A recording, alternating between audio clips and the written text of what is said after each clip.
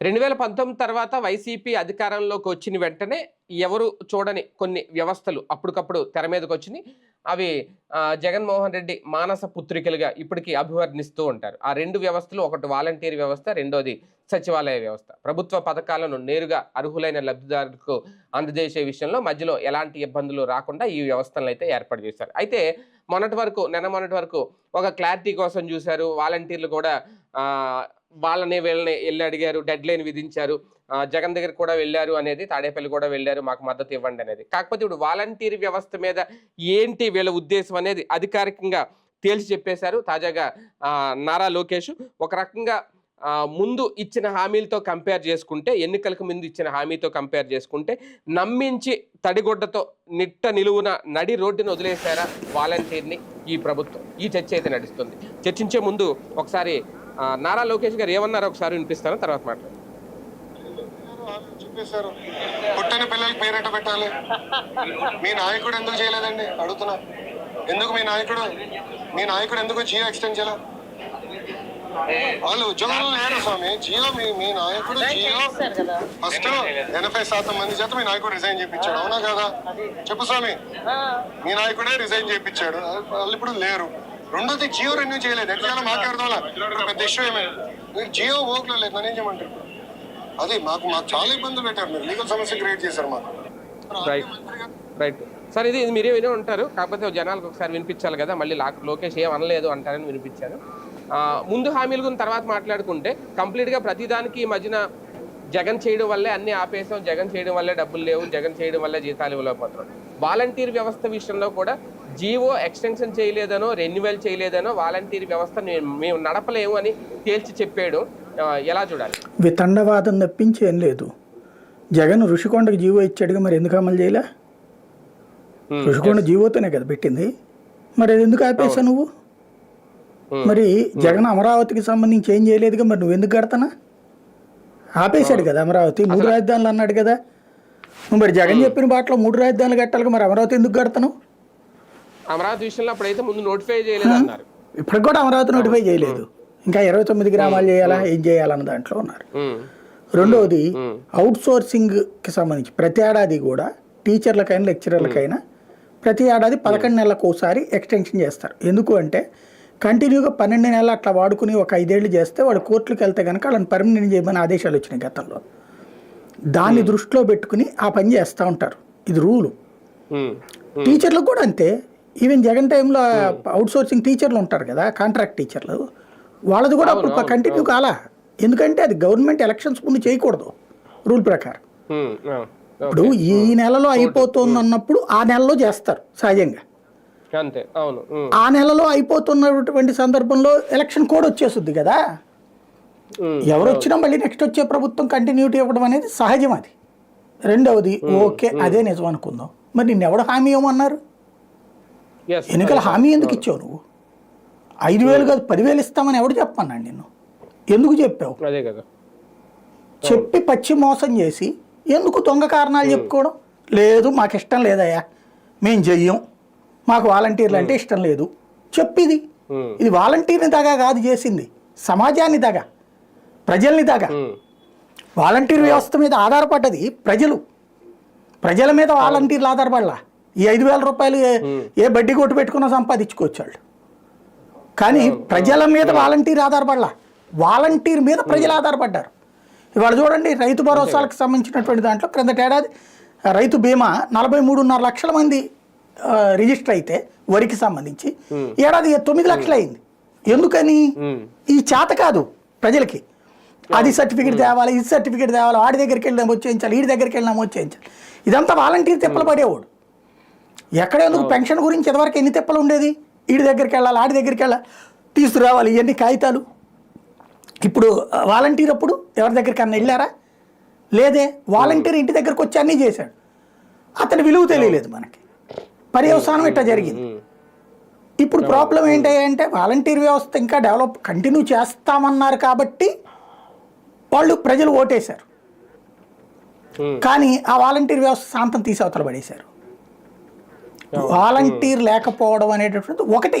ఇప్పుడు మనలాంటి వాళ్ళకి వాలంటీర్తో పెద్దగా పని ఉండదు, కానీ బిడ్డలు చదువుకున్న తర్వాత వాళ్ళకి ఉద్యోగాలకి ఇతర రాష్ట్రాలకి ఇతర దేశాలకు వెళ్ళిపోయి లేదా ప్రధాన నగరాలకు వెళ్ళిపోయి కదిలే ఓపిక లేక నడిచే తీరిక లేక ఇబ్బంది పడేటటువంటి వృద్ధులకి ఎవరి మీదనో ఆధారపడేటటువంటిది. ఇదివరకైతే బంధువులు ఊళ్ళోనే ఉండేవాళ్ళు.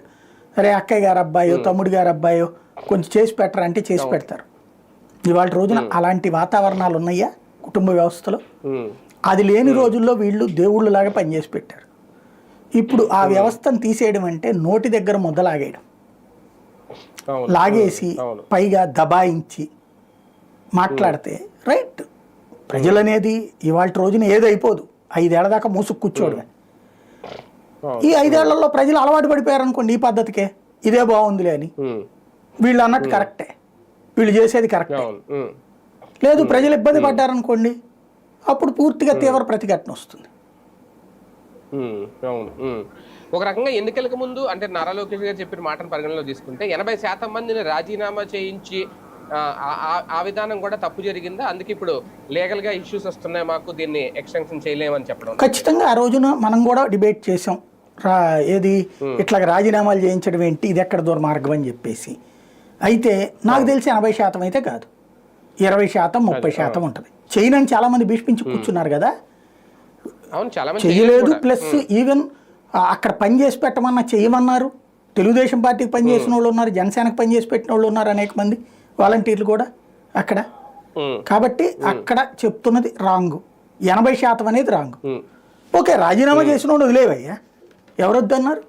అవును, ఉన్నోడికి నువ్వు రాజీనామా చేసినోడు రాజకీయ పార్టీ కార్యకర్త, let them do, let them go. వాళ్ళు అడగట్లేదు. ఇప్పుడు మిమ్మల్ని అడిగింది ఎవరు? వాళ్ళ ప్రెషర్కి తట్టుకుని కూడా వాళ్ళ ఒత్తిడికి తలగ్గకుండా రాజీనామా చేసినోడు, చెయ్యనోడిని. రాజీనామా చేయలేదంటే నిన్ను నమ్మినోడే కదా. ఇప్పుడు రాజీనామా చేయకుండా ఆగారంటే చంద్రబాబుని నమ్మారు, లోకేష్ నమ్మారు, పవన్ కళ్యాణ్ నమ్మినోళ్లే కదా. నమ్మినోళ్ళ కొంత ఎందుకు వస్తారు? మిమ్మల్ని నమ్మక వాళ్ళని నమ్మినటువంటి వాడు తర్వాత బతికాడా, బాగుపడ్డా, లేకపోతే ఇంకొక దానికి పోయాడా, ఆడిష్టం వాళ్ళు. వాడు పొలిటికల్ మోటివేటెడ్తో వచ్చాడు అనుకుందాం, పొలిటికల్గా వెళ్ళిపోయాడు అనుకుందాం. మిగిలిన వాళ్ళు అయితే పొలిటికల్ కాదుగా, వాళ్ళు ఉద్యోగం కోసమనే కదా, ఉపాధి కోసమనే కదా ఉంది. అందులో అత్యధికులు ఆడపిల్లలు. ఇప్పుడు చాలామందికి ఏంటంటే ఏదైనా చేద్దామంటే ఇంట్లో అమ్మా నాన్న బాధ్యత, లేకపోతే పిల్లల బాధ్యత, భర్త బాధ్యత, అత్తమామల బాధ్యత ఉంటాయి ఊళ్ళలో, మన బస్తీల్లో కూడా.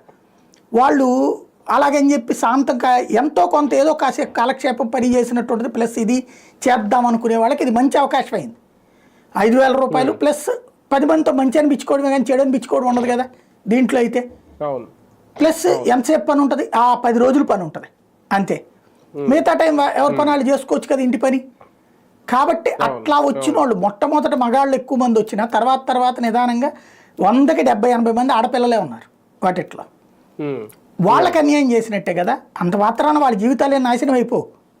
కానీ ఒకటిసారి ఒక రకంగా ఈ వ్యవస్థ ద్వారా ఒక సౌకర్యం, ఒక వెసులుబాటు ఈ లబ్ధిదారులందరికీ. కానీ దాన్ని కొనసాగిస్తే ఓకే, దాన్ని మేము కొనసాగించలేము, అది జగనే తప్పు, ఓకే ఇది పొలిటికల్గా చెప్తున్న కారణం ఓపెన్గా అందరికీ అర్థమవుతుంది. కానీ ఇలాంటి వ్యవస్థను కంటిన్యూ చేస్తే ప్రాబ్లం ఏంటి? ఆర్థికంగా ఇబ్బందా, భరించలేనంత భారమా, లేదంటే ఒక జగన్ మార్క్ ఇంకా ఉండిపోద్ది ఇలాంటి వ్యవస్థలు కంటిన్యూ చేస్తే అని చెప్పి రాజకీయ ఉద్దేశంతో దాన్ని కంప్లీట్గా నిర్వీర్యం చేయడం? అందులో చాలా ఆలోచిస్తున్నారు కానీ అసలు విషయం అది కాదు. వాలంటీర్ ఎదురుగుండా ఉన్నప్పుడు ప్రభుత్వపు లోపం ఎదురుగుండా కనబడుతుంటుంది. ఇప్పుడు ఇవాళ సంక్షేమ పథకాలు సూపర్ 6 ఏమీ ఇవ్వలేదండి. అదే వాలంటీర్ ఉంటే ఏమయ్యా 1,500 ఎప్పుడు వేస్తా, ఏమయ్యా మా పిల్లలకి ఫీజు ఎందుకు వేయలే, విద్యా దీవెన, అదేదో పాపం అతను ఇస్తున్నట్టు అతన్ని దబా ఇచ్చేవాళ్ళు వీళ్ళు. అతను ఎక్కడికి వెళ్ళి చెప్తాడు? సచివాలయానికి చెప్తాడు. సచివాలయం ఏం చేస్తే ప్రభుత్వానికి ఫీడ్బ్యాక్ ఇస్తుంది, ఎంతమంది అడుగుతున్నారు అనేటటువంటిది. అంటే ప్రజలకి ఒక జవాబుదారీ వ్యవస్థ అది. ఇప్పుడు వాళ్ళని పెడితే సూపర్ 6 ఇవ్వాలి. నిన్న మంత్రి నారా లోకేష్ గారు వెళ్ళి అడిగారు. అదే ఎందుకు అడగరు? ఏది అమ్మఒడి ఇంకా మీరు ఈ ఏడాది వేయట్లేదు కదా. బేసిక్గా ఒకటి నువ్వు ఇవ్వను అని చెప్పేసి ఎలక్షన్కి వెళ్ళి అధికారంలోకి వస్తే ప్రాబ్లం ఏం లేదు. ఎంతకంటే ఎక్కువ ఇస్తాను, ఆయన ఇస్తుంది 45,000, మేము ఇస్తుంది 60,000, 70,000, 80,000, లెక్క చెప్పి ఇంట్లో ఎంతమంది ఉంటారు 5 ఏళ్ళకి అతను ఇస్తున్న 2.5 లక్షలు అయితే మేము ఇచ్చేది 4 లక్షలు, ఈ లెక్కలు చెప్పినప్పుడు ఖచ్చితంగా అది లెక్క చెక్ చేసుకుంటారు. అందుకోసమే కదా ఎక్కువ వస్తేనే కదా వేసింది ఓట్లు. 60 లక్షలు 70 లక్షలు ఎక్స్ట్రా వచ్చినాయి వాళ్ళే కదా. రెండవది వీళ్ళకి ఆశ చూపించాం. ఆశ చూపించి ఇప్పుడు నీ ఉద్యోగం లేదు, అది జగన్ పాపం.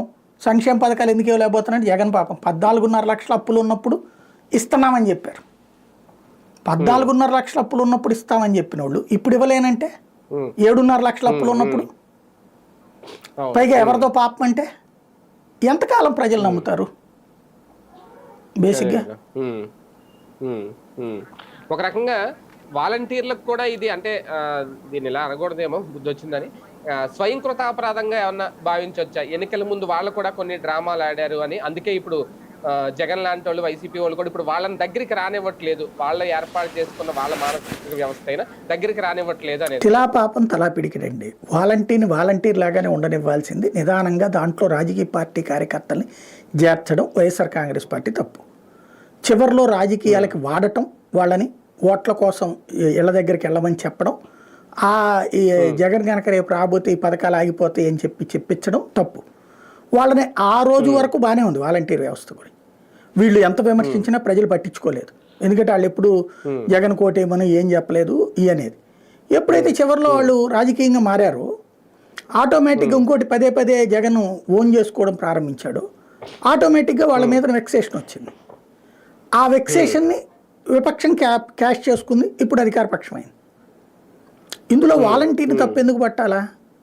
అప్పుడున్న వైసీపీని తప్పు పట్టాలి, అట్లాగే వాళ్ళని మోసం చేసిన తెలుగుదేశాన్ని తప్పు పట్టాలి. వాలంటీర్ ఏం మోసం చేయలేదే, సరే రాజకీయ ఇంట్రెస్ట్ ఉన్నోడు వెళ్ళిపోయాడు అటుకి.